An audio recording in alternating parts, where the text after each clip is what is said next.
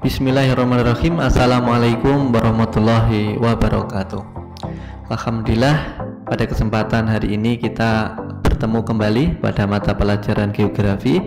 Hari ini di materi pada kelas 11 pada kompetensi dasar, yakni mitigasi bencana alam ya.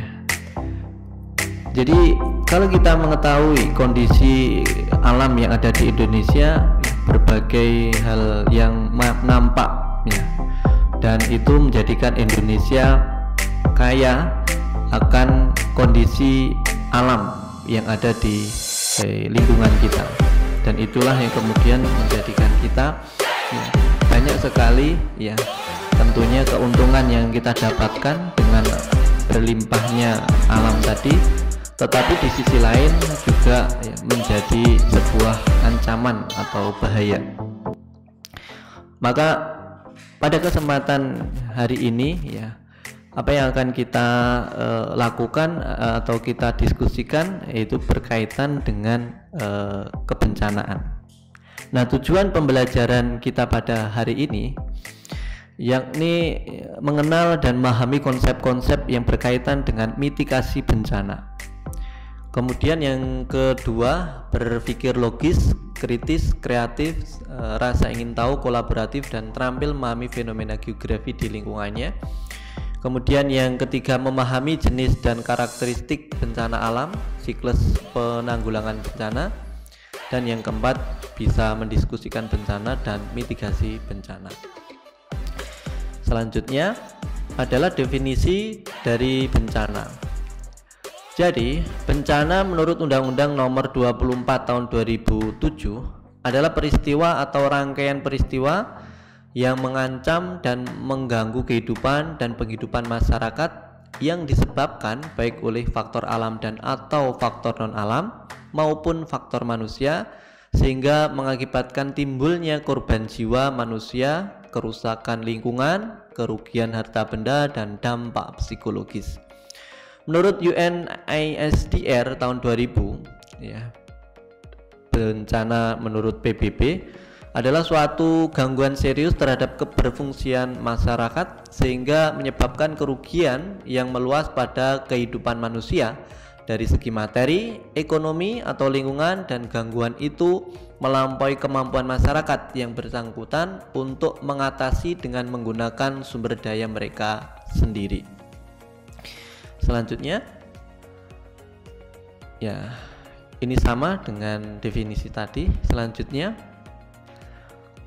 nah, dari Undang-Undang Nomor 24 Tahun 2007 tentang penanggulangan bencana tadi, bahwa bahaya dalam undang-undang tersebut terdiri dari 3. Yang pertama, bencana alam meliputi gempa bumi, kemudian kedua tsunami, ketiga gunung meletus, banjir, kekeringan, angin topan, dan tanah longsor.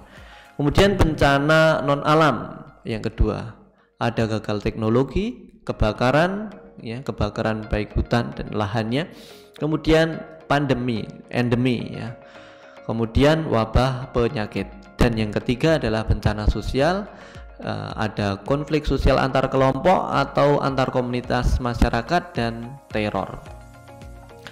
Selanjutnya, nah, klik satu lagi. Dalam kondisi global sekarang ini ya, tantangan yang ada di mana meningkatnya penduduk dan kemiskinan dunia tentunya akan mempengaruhi kondisi-kondisi yang lain, yakni akan berpengaruh terhadap degradasi, penurunan lingkungan, memicu banyak bencana dan meningkatnya risiko. Kemudian juga perubahan iklim, meningkatnya frekuensi dan intensitas bencana yang berkaitan dengan iklim ya, maka akan menimbulkan kerentanan. Apa ini kerentanan? Nanti kita akan mengetahuinya. Selanjutnya, bahwa dengan evolusi populasi dan peradaban manusia, jumlah penduduk saat ini lebih dari 7 miliar, maka peradaban manusia di bumi meningkat dan aktivitas antropogenik dalam menopang kehidupan selalu mengkonsumsi karbon sehingga produksi karbon bertambah dan timbul ketidakseimbangan neraca karbon global, yakni diakibatkan dari ulah manusia ya. Dan ini tren yang kita bisa lihat, di mana bertambah jumlah penduduk maka juga akan mempengaruhi bertambahnya kerusakan lingkungan. Lanjut ya, perubahan gangguan penggunaan lahan juga berkontribusi terhadap perubahan iklim global dan meningkatnya bencana banjir, kekeringan, dan tanah longsor dalam 4 dasawarsa terakhir. Berikutnya ya, kita lihat di mana bumi 3 dasawarsa terakhir 40% bencana hidrometeorologi dan 50% bencana geologi dunia terjadi di kawasan Asia, dan negara kita Indonesia menduduki posisi ketiga ya, dari Cina yang pertama, kedua adalah Filipina, dan kita yang ketiga, urutan negara Asia yang terbanyak mengalami bencana. Nah, peningkatan kejadian bencana alam selama 3 dasawarsa terakhir mencapai hampir 350%. Selanjutnya, nah, kejadian bencana di Indonesia tahun 2002 hingga tahun 2022, kejadian bencananya meningkat secara signifikan, kemudian 70% bencana hidrometeorologi, dan tren bencana akan meningkat di masa yang akan datang seiring meningkatnya perubahan global dan degradasi lingkungan. Dan itu banyak sekali macam bencana, mulai dari KLB, aksi teror, sampai dengan gempa bumi.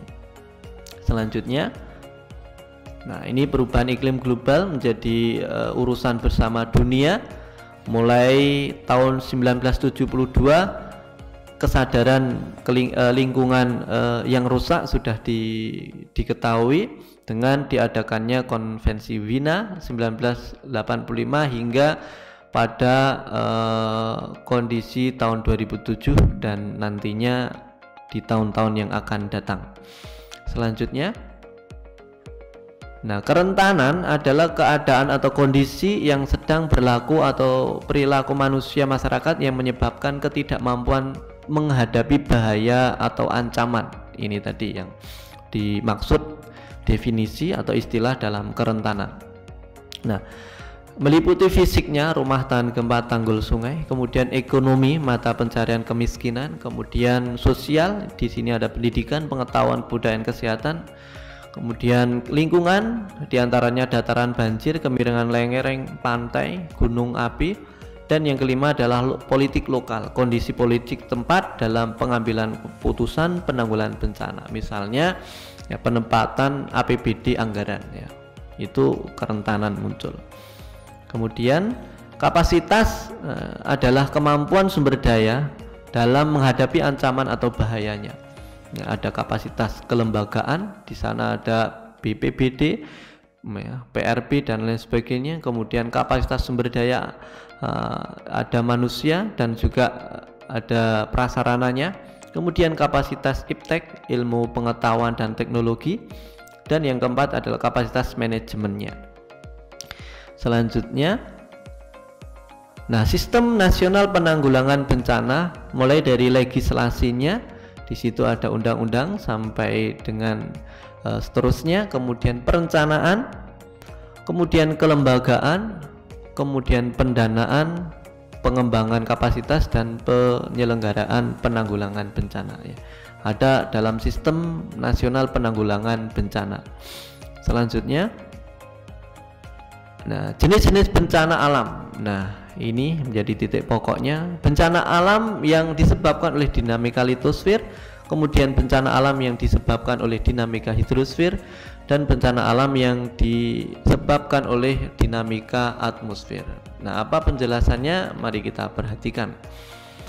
Bencana alam akibat litosfer adalah letusan gunung api ya. Kemudian tanah longsor, ada gempa bumi ya. Di situ adalah bagian dari dinamika litosfernya. definisi lebih lanjut, nah kita akan bahas. Selanjutnya, bencana alam akibat dinamika hidrosfer, ada banjir, di sana bandang, kemudian tsunami, ya. Selanjutnya ada bencana alam akibat dinamika atmosfer, badai tropis, kekeringan, tornado, kebakaran hutan, ya. Badai tropis akibat dari turbulensi atau perputaran angin, kekeringan akibat curah hujan yang tidak ada, kemudian tornado juga perubahan pola angin, dan yang selanjutnya adalah kebakaran hutan, karhutla nanti. Selanjutnya, nah ini karakteristik bencana alam gempa bumi. Jadi terjadi karena pergeseran antar lempeng tektonik yang berada di bawah permukaan bumi. Nah, sehingga terjadilah kehancuran pada permukaan bumi. Selanjutnya, letusan gunung api terjadi karena endapan magma dalam perut bumi yang didorong keluar oleh gas yang bertekanan tinggi, ya, sehingga memunculkan material yaitu lava, baik itu lahar nantinya, ya, kemudian menuruni dari puncak gunung api. Tsunami yaitu berasal dari bahasa Jepang, su berarti pelabuhan, nami gelombang laut. Nah, jadi gelombang yang berada di tengah lautan menghampiri masyarakat yang ada di daratan, ya, gelombang besar tsunami ini. Tanah longsor terjadi karena pergerakan tanah atau bebatuan dalam jumlah besar secara tiba-tiba di lereng yang gundul. Nah, banjir adalah kondisi di mana sebagian besar air menggenangi permukaan tanah yang biasanya kering, ya. Kemudian kekeringan seperti ini bisa dilihat merupakan kondisi ketersediaan air yang jauh di bawah kebutuhan air untuk kebutuhan hidup, pertanian, lingkungan, dan lain sebagainya. Kemudian angin puting beliung, angin kencang yang datang secara tiba-tiba mempunyai pusat, bergerak dengan kecepatan 40-50 km per jam hingga menyentuh permukaan bumi dan akan hilang dalam waktu 3-5 menit. Nah, kebakaran hutan alam dan lahannya, karhutla, nanti kita akan jelaskan lebih lanjut. Bencana alam yang natural disaster, bencana ini diakibatkan oleh peristiwa yang disebabkan oleh alam. Contohnya ada gempa bumi tadi, tsunami, erupsi gunung api, banjir, kekeringan, angin topan, dan tanah longsor. Bencana non alam, bencana yang disebabkan oleh peristiwa non alam. Contohnya kegagalan teknologi, gagal modernisasi, epidemi, pandemi, dan juga wabah penyakit. Dan yang bencana sosial adalah bencana peristiwa yang diakibatkan oleh peristiwa manusia, ya, misalnya konflik sosial antar kelompok masyarakat dan terorisme. Indonesia dilihat dari kondisinya adalah ring of fire, ya, jadi cincin api, yaitu Australia berada di Sumatera, Jawa, dan Nusa Tenggara lempengnya, kemudian lempeng Pasifik dengan lempeng Eurasia berada di timur Papua, Maluku, dan Sulawesi. Tetapi Kalimantan tidak dilalui oleh jangkauan lempeng tektonik dan tidak dilintasi oleh ring of fire. Risikonya adalah bencana gempa yang rendah atau juga ada karhutla tadi, kebakaran hutan dan lahan, atau juga banjir.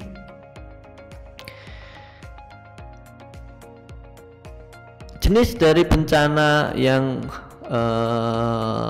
perlu ditekankan tadi, gempa bumi, getaran atau guncangan yang terjadi di permukaan bumi yang disebabkan tumbukan antar lempeng patahan aktif dan aktivitas gunung api.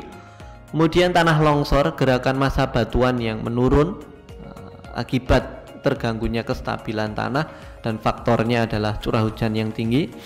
Gunung api, bahaya awan panas, lontaran material hujan, awan, kemudian lava, gas beracun, dan tsunami, banjir lahar.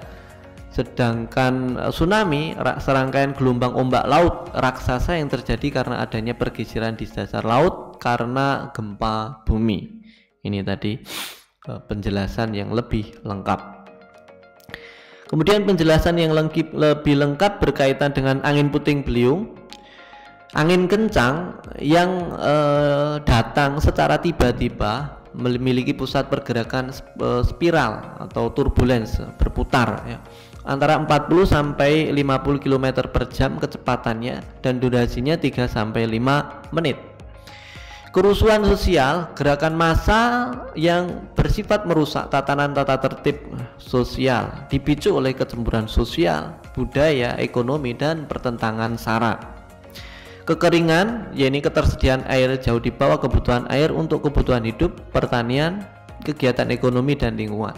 Nah, karhutlah tadi, keadaan di mana hutan dan lahan dilanda api menimbulkan kerugian ekonomis dan kerugian lingkungan.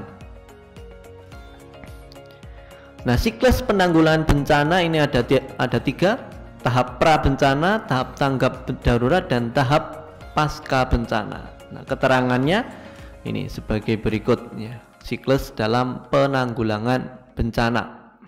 Nah, siklus manajemen bencana yang ada pada negara Indonesia itu terdiri dari tanggap. Hal ini adalah sebuah upaya responsif terhadap perubahan dan mampu beradaptasi memanfaatkan peluang secara optimal. Kemudian konsep tangkas, di mana kemampuan untuk secara cepat, cerdas, dan tepat mengambil keputusan dan melangkah dengan keputusan tersebut untuk mengatasi bencana, ya, menghadapi berbagai macam krisis dan memenangi dari persaingan tadi. Kemudian juga konsep tangguh, yaitu tahap pemulihan merupakan saat untuk melenting kembali, yaitu berupaya membuat konservasi ataupun menjadi lebih baik, meloncat menuju level ketangguhan yang lebih tinggi. Nah, ada 3 tadi, pra, tanggap darurat, dan pasca bencana, di mana pra bencana ada pencegahan dan mitigasi dan juga kesiapsiagaan. Tanggap daruratnya ada kejadian krisisnya. Kemudian tanggap darurat dan kejadian krisis. Kemudian yang pasca bencana ya tentunya pencegahan dan mitigasi, pemulihan, rekonstruksi, dan waktu yang perlu diupayakan. Nah, dalam konsep dasar risiko bencana ini melihat ada bahaya, kerentanan, risiko bencana, pemicu, akhirnya muncullah sebuah bencana tadi. Sehingga rumusnya, R itu adalah risiko bencana, kemudian H itu bahaya, population, kepadatan penduduk, V-nya adalah kerentanan, dan C-nya adalah kapasitas. Jadi ini rumus dalam konsep dasar risiko bencana. Nah, mitigasi dan adaptasi bencana alamnya bagaimana?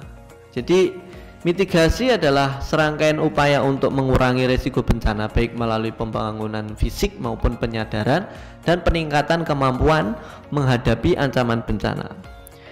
Sedangkan adaptasi bencana adalah penyesuaian sistem alam dan manusia terhadap stimulus bencana, ya, bencana alam yang nyata atau yang diharapkan tidak ada dampak-dampaknya yang menyebabkan kerugian atau mengkompleksitasnya. Jadi lebih bermacam-macam kesempatan-kesempatan yang memberi manfaat. Nah, ada beberapa persebaran daerah rawan bencana yang ada di Indonesia. Ini contohnya, kalau ini adalah wilayah gempa bumi. Kemudian ada daerah rawan bencana yang ada di, contohnya di sebuah wilayah, ini wilayah di Sumatera Barat ya, warna merah ini tentunya adalah risiko bencana yang ada sering terjadi, sedangkan yang berwarna kuning ya, tentu tingkatnya lebih rendah. Kemudian usaha pengurangan risiko bencananya tadi, pembuatan peta risiko bencana, sistem peringatan dini bencana, early warning system, dan juga ya dilakukan simulasi bencana. Nah, mitigasi bencana yaitu menyelamatkan jiwa manusia bisa dengan cara kearifan lokal di situ ya. Dimana bahwa dalam mitigasi bencana itu serangkaian upaya untuk mengurangi risiko bencana baik melalui pembangunan fisik maupun penyadaran dan meningkatkan kemampuan menghadapi ancaman bencana. Jadi baik itu secara fisik, pembangunan infrastruktur misalnya adalah bangunan-bangunan tahan gempa, tetapi juga pembangunan pada penyadaran masyarakat sadar bahwa di lingkungannya itu ya adalah sebuah ancaman bencana yang bisa saja terjadi ya. Nah, jenis mitigasi bencana bisa mitigasi struktural, upaya pengurangan dampak bencana melalui konstruksi atau perubahan lingkungan fisik dengan mengaplikasikan solusi bersifat teknis seperti membangun konstruksi bangunan yang baik, relokasi ke tempat yang lebih aman ya, memodifikasi infrastruktur ya, misalnya di tepi pantai dibangunlah tembok penahan gelombang, kemudian di sana juga ada bangunan yang digunakan untuk evakuasi bila ada tsunami, kemudian pembangunan shelter ya, dan sistem peringatan diri, ini sirine early warning system pada tsunami ya. Dibuatlah sebuah sistem yang bisa memberikan sensor bahwa akan terjadi tsunami. Kemudian mitigasi non strukturalnya adalah upaya dalam mengurangi risiko dengan cara memodifikasi perilaku manusia atau proses alam tanpa memerlukan struktur teknis. Nah, cara ini dikenal dengan upaya manusia untuk beradaptasi dengan alam ya, man's adapts to nature ya. Contohnya adalah membuat aturan atau regulasi terkait bencana, mendesain program edukasi bencana untuk masyarakat dan melakukan konservasi lingkungan. Ini yang dilakukan di dalam mitigasi bencana. Nah, tahap-tahap mitigasi bencana sebelum kejadian tentunya kegiatan yang dilakukan dan tujuannya adalah mengurangi kerugian harta dan korban manusia yang disebabkan oleh bahaya, memastikan bahwa kerugian yang ada juga meminimal pada saat terjadi bencana. Misalnya tersedianya tas siaga bencana ya, tas yang di dalamnya adalah P3K dan juga peralatan-peralatan yang sangat urgent pada saat sewaktu-waktu terjadinya bencana, ada senter dan lain sebagainya. Saat bencana, kegiatan yang dilakukan dengan segera pada saat kejadian bencana bertujuan untuk menangani dampak buruk yang ditimbulkan. Misalnya penyelamatan evakuasi korban, pemenuhan kebutuhan korban, ya, pemenuhan perlindungan, pemenuhan kebutuhan dasarnya, kemudian perlindungan, ya, pengurusan pengungsi, dan juga pemulihan sarana prasarananya. Pasca bencana ada tahap rehabilitasi, yaitu perbaikan pelayanan publik sampai tingkat memadai pada wilayah bencana dengan tujuan normalisasi. Dan yang kedua adalah rekonstruksi, yaitu pembangunan kembali sarana prasarana dalam segala aspek kehidupan bermasyarakat pada wilayah bencananya. Nah, kalau kita lihat bagaimana roadmap atau perjalanan bencana yang ada di Indonesia dari 2004 sampai 2018. 2004 ada gempa tsunami di Aceh kekuatan 8,9 skala Richter. Kemudian 2009 gempa Sumatera Barat yang kekuatannya 7,6 skala Richter, di mana ada 1.115 orang korban bencana. Tumbukan antar lempeng Samudra Hindia dengan Asia di pantai barat Sumatera. Dan yang 2018 kita ingat gempa bumi dan likuifaksi tsunami di Palu ya, disebabkan oleh aktivitas sesar Palu Koro. Nah, penanggulangan bencana berbasis kearifan lokal masyarakat ya, tentunya kita pasti di setiap daerah itu mempunyai adaptasi bencana yang berbeda-beda satu dengan yang lain dan menjadi sebuah kekuatan ya, lokal wisdom ya, kearifan lokal. Jadi kearifan lokal adalah pengetahuan tradisional, acuan perilaku secara turun-temurun ya, dibentuk berdasarkan adat budaya dan agama setempat untuk melindungi alam semesta di sekitarnya dan menjaga alam dari tangan-tangan tidak bertanggung jawab. Nah, salah satu adaptasi masyarakat terhadap bencana alam ini selanjutnya adalah kearifan lokal pada Pulau Simaulele Aceh ya, menanam mangrove ya, memiliki istilah semung ya. Istilah ini merupakan peringatan dini untuk masyarakat setempat ketika akan terjadi tsunami, memiliki tujuan agar pesan yang disampaikan kepada masyarakat agar bisa berevakuasi menjauhi pantai menuju dataran tinggi. Kemudian kearifan lokal suku Baduy Banten yaitu rumah panggung dari kayu, yakni gempa bumi, sistem perladangan tanah longsor, dan menerapkan sistem tebang pilih pada vegetasi ya, supaya tidak terjadi illegal logging ya, kebakaran dan juga longsor ya. Kemudian melakukan pembakaran secara sistematis. Nah, kearifan lokal di Mentawai di Sumatera Barat ya, di sana menyakralkan pohon beringin dan candi Jawi untuk mitigasi bencana banjir dan kekeringan. Jika melihat pohon tersebut masih lestari, pertanda cadangan air tanahnya pada musim kemarau akan tetap ada. Jika musim hujan, air yang turun akan teresap dan dialiri ke sungai-sungai sekitar penduduknya. Ini. Kemudian lembaga-lembaga penanggulangan bencana dan data penyediaan kebencanaan dan juga partisipasi masyarakat. Apa saja di sana ada ya, lembaga BNPB, Badan Nasional Penanggulangan Bencana, yaitu lembaga pemerintah yang mempunyai tugas membantu presiden di dalam melakukan penanggulangan bencana.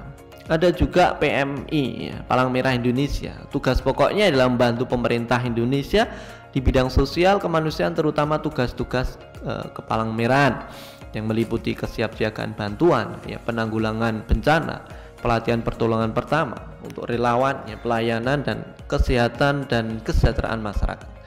BMKG melaksanakan tugas pemerintah di bidang meteorologi, klimatologi, kualitas udara dan geofisika sesuai dengan ketentuan ya, perundang-undangan yang berlaku.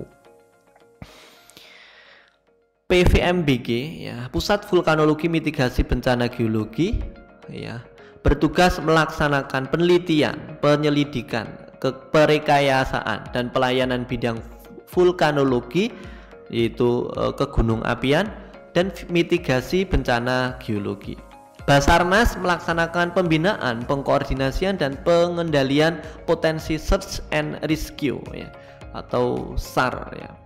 Kemudian BPBD melaksanakan tugas penanggulangan bencana di daerah baik provinsi maupun kabupaten kota. DIBI BNPB, Data Informasi Bencana Indonesia. DIBI merupakan sebuah website query penyedia terkait data kebencanaan berskala nasional. Biasanya data yang disajikan berupa data statistik yang memuat informasi seperti jumlah korban jiwa, kerusakan yang ditimbulkan, fasilitas dan sarana prasarana yang ada yang terkena bencana tersebut ya. Kemudian juga ada Inaris BNPB. Ini adalah sebuah portal hasil kajian risiko yang menggunakan ArcGIS ya, server web GIS sebagai data servisnya yang menggambarkan cakupan wilayah ancaman bencana, populasi, kemudian potensi kerugian fisiknya, potensi kerugian ekonomi, dan potensi kerusakan lingkungan ya, terintegrasi ya, realisasi pelaksanaan kegiatan pengurangan risiko bencana sebagai tool monitoring penurunan indeks risiko bencana. Ada data peta dan juga grafisnya yang menunjukkan bencana. Ada juga aplikasi-aplikasi yang dibangun. Magma Indonesia misalnya, aplikasi Magma Indonesia ini menyediakan data informasi rekomendasi dan kebencanaan geologi terintegrasi ya. Di dalamnya erupsi gunung api, gempa bumi, tsunami, dan tanah longsor yang disajikan kepada masyarakat secara quasi real time dan interaktif ya. Data dari Android yang kita pakai. Kemudian aplikasi BMKG ini, aplikasi Android informasi BMKG menyediakan informasi berupa cuaca, iklim, kualitas udara, dan gempa bumi di Indonesia serta tsunami ya. Akan ada notifikasi yang masuk pada Android kita, gadget kita ketika ada bencana-bencana nasional yang secara otomatis ya. Notifikasi itu bisa kita akses secara cepat ketika sewaktu-waktu terjadi bencana alam. Itulah ya anak-anakku, bagaimana kita melihat Indonesia, bahwa Indonesia ini adalah untaian manikam di khatulistiwa ya. Kita gemah ripah loh Jinawi, juga toto titi tentrem Kertoraharjo ya. Tukul Kang Sarwo Tinandur yang murah Kang Sarwo Tinuku. Jadi di Indonesia ini adalah sebuah zamrud ya, negara yang kaya raya ya. Bisa dilihat data-data yang ada nampak pada kondisi visual ini, dimana menjadi negara yang nomor 1 pulau di dunia ya. Panjang pantainya nomor 2, penduduknya nomor 4 ya, mega biodiversity, dan juga ada produser gas alam, serta ada kaya akan gunung api. Hal inilah kemudian juga akhirnya menjadikan Indonesia ya menjadi laboratorium bencana. Oleh karena apa? Ya, karena terletak pada 3 lempeng. Ya, lempeng utama yaitu Eurasia, Pasifik, dan Hindia Australia. Nah, proses tektonik ini menyebabkan Indonesia sering terjadi gempa, tsunami, gunung meletus, dan lain sebagainya. Tetapi ya ada kondisi seperti ini, gempa yang terjadi di Indonesia, dan ini adalah peta seismik di Indonesia. Terakhir ya, dengan kondisi ya Indonesia yang beraneka ragam tadi, kita dilalui oleh Ring of Fire, cincin api Pasifik, menyebabkan potensi ya, bencana geofisik yang tinggi. Tetapi ya, di sisi lain menjadi berkah bagi kita ya, tanahnya subur, pemandangan alamnya yang indah, ribuan pulau yang sangat menawan, kita bisa nikmati bersama. Inilah anak-anakku sekalian ya, materi pada kesempatan hari ini berkaitan dengan mitigasi bencana. Mudah-mudahan dengan mempelajari bencana dengan segala karakteristiknya, kemudian juga bagaimana kesiapsiagaan, tentunya menjadikan kita sadar bahwa dengan berbagai fasilitas yang ada dan keberkahannya bumi Indonesia yang luar biasa indah dan mempesonanya dengan kekayaan alamnya, tentunya kita harus tetap waspada bahwa di lingkungan kita, di sekitar kita ya, itu ya secara tiba-tiba akan ada bencananya, dan tentunya ya kita harus responsif dengan kondisi ini ya. Segala sesuatunya pasti ada resikonya, segala sesuatunya pasti ada kebaikan dan keburukannya. Maka kalau kita lihat ya, inna ma'al usri yusra fa inna ma'al usri yusra. Di satu kemudahan pasti dalam satu kesulitan pasti ada 2 kemudahan, dan itulah yang kemudian kita rasakan bersama. Ini yang dapat kami sampaikan diskusi pada hari ini, mudah-mudahan bermanfaat bagi kita semuanya. Terima kasih sudah mengikuti pada pembelajaran kali ini ya. Saya tutup. Wassalamualaikum warahmatullahi wabarakatuh.